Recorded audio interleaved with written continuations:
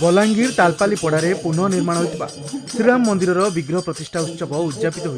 शेष दिन में होमयज्ञ सहित प्रभु श्रीराम सीतामाता लक्ष्मण और भक्त हनुमान विग्रह प्रतिष्ठा कर तालपाली पड़ा अंचल लोक मनस्कामना पूर्ण हो बहु वर्ष है मंदिर निर्माण कर विग्रह स्थापन पर लोक आग्रह था कलिकेश नारायण सिंहदेव सांसद थिबा बेले अनुदान दे मंदिर निर्माण काम आरंभ होता परे पौर परिषद पक्षर विभिन्न योजना रे अनुदान दि जाइतिला। गत वर्ष मंदिर काम संपूर्ण हो रत्न मुद पड़िथिला। एबे मंदिर प्रतिष्ठा सहित विग्रह स्थापन करा जाइछि। विधायक श्री सिंहदेव और पौराध्यक्ष लिका साहू स्थानीय काउंसिलर अरविंद परुआ मंदिर उन्नयन कामर शुभ उद्घाटन करथिले। गत 22 तारिख ठारू ए श्रीराम मंदिर विग्रह प्रतिष्ठा उत्सव और 24 प्रहर नामयज्ञ आरंभ होइतिला। पवित्र अष्टमी दिन रे बलांगीर तालपाली पड़ारे राम मंदिर प्रतिष्ठा होउछि। ए मंदिर लगी जहाँ रिसोर्सेस दरकार थिला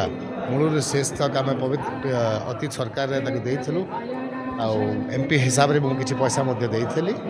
तेणु मत खुशी लगुच पवित्र दिन रे तांकर प्रतिष्ठा होउछि आ मु आशा करुछि प्रभु रामर आशीर्वाद तालपाली पड़ा तथा बलांगीर लोकों उपर परिवार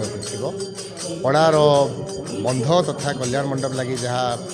प्रतिश्रुति आम देइथिलु ताको मध्य शीघ्र ही कामटा आरंभ करा होउछि। आम गोटे परिकल्पना करूँ गोटे राम मंदिर तो पूर्वतन राम मंदिर थिला सेटा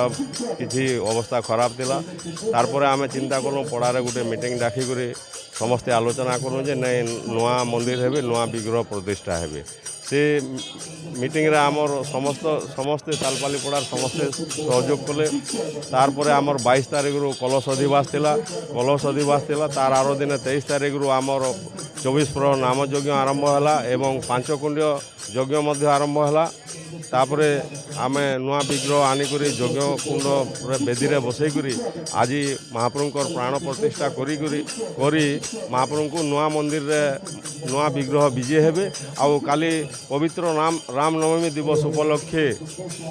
रामलाला आमर तांगर आसन रे विजे करी आमर तालपाली पड़ार शोभावर्धन बढ़ावे। बलांगीर गुप्तेश्वर पृष्टि रिपोर्ट खबर ओडिशा।